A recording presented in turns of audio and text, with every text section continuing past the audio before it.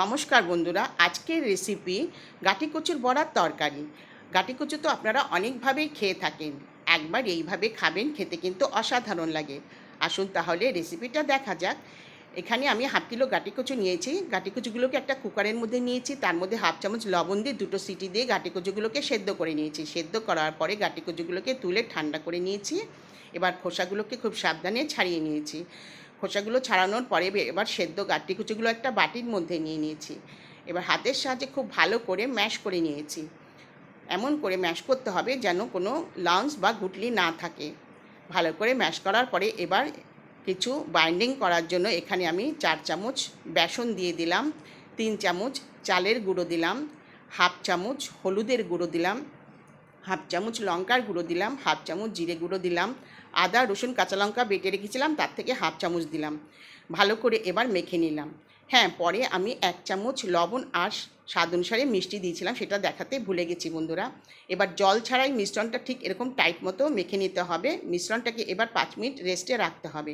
5 minute পরে ঢাকা খুলে এবার মিশ্রণ থেকে বড়াগুলো ভেজে নিতে হবে। প্রথমে কড়াইয়ে বেশ কিছুটা রিফাইন্ড অয়েল নেবেন।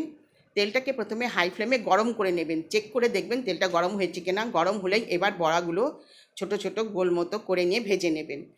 এবার গ্যাসের ফ্লেম মিডিয়াম করে দেবেন। দিয়ে এবার বড়াগুলোকে খুব সাবধানে উল্টে পাল্টে ভেজে নেবেন।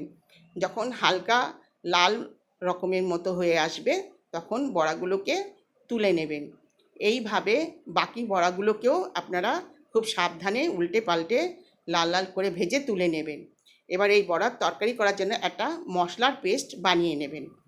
এখানে আমি 1.5 ইঞ্চি আদা নিয়েছি, 6-7টা রসুনের কোয়া নিয়েছি, 4টে কাঁচা পাকা লঙ্কা নিয়েছি, একটা গোটা পেঁয়াজ আর একটা গোটা টমেটো টুকরো করে কেটে নিয়েছি। সমস্ত মশলাগুলোকে একটা মিক্সি জারে নিয়ে নিয়েছি। এবার মিহি পেস্ট বানিয়ে নিয়েছি। পেস্টটা এরকম অনেকটা মিহি হবে। এবার যেই কড়াইয়ে বড়াগুলো ভেজেছিলাম তার থেকে বেশ কিছুটা তেল তুলে নিয়েছি। এবার ওই তেলেই 1 চামচ গোটা সাদা জিরে, 2টো এলাচ, 2টো লবঙ্গ, 2টো দারচিনি ফোড়ন দিলাম, 2টো তেজপাতা দিলাম।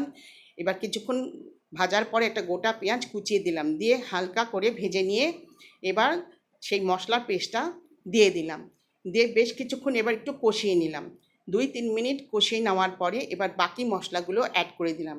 স্বাদ অনুসারে লবণ দিলাম হাফ চামচ, হাফ চামচ দিলাম হলুদের গুঁড়ো, হাফ চামচ লঙ্কার গুঁড়ো, হাফ চামচ জিরে গুঁড়ো, হাফ চামচ কাশ্মীরি লঙ্কা, হাফ চামচ ধনে গুঁড়ো।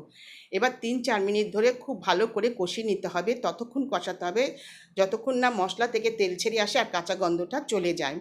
মশলার কাঁচা গন্ধটা যখন চলে যাবে তখন ঠিক পরিমাণ মতো এবার জল দিয়ে দিতে হবে। জল দেওয়ার পরে এবার বেশ কিছুক্ষণ একটু ওপর থেকে আবার হাফ চামচ লবণ দিয়ে ঢাকা দিয়ে রাখতে হবে 5 মিনিটের মতো। 5 মিনিট পরে ঢাকা খুলে এবার সেই ভেজে রাখা বড়াগুলো দিয়ে দিতে হবে। খুব সাবধানে নাড়াচাড়া করতে হবে যাতে ভেঙে না যায়। 1-2 মিনিট একটু নাড়াচাড়া করার পরে এবার ওপর থেকে স্বাদ অনুসারে মিষ্টি দিয়ে দিতে হবে, ধনেপাতা আর হাফ চামচ গরম মশলা দিয়ে দিতে হবে। দিয়ে এবার যদি আপনারা চান এতে ঘি দিতে পারেন, আর যদি না চান তাহলে স্কিপ করতে পারেন। এবার একটু নাড়াচাড়া করে পরিবেশন করে দেবেন।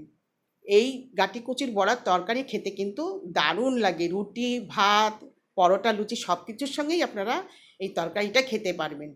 বন্ধুরা, ভিডিওটা যদি ভালো লেগে থাকে তাহলে লাইক করবেন, শেয়ার করবেন, কমেন্ট করবেন, সাবস্ক্রাইব করবেন আর বেল আইকনটা বাজিয়ে দেবেন।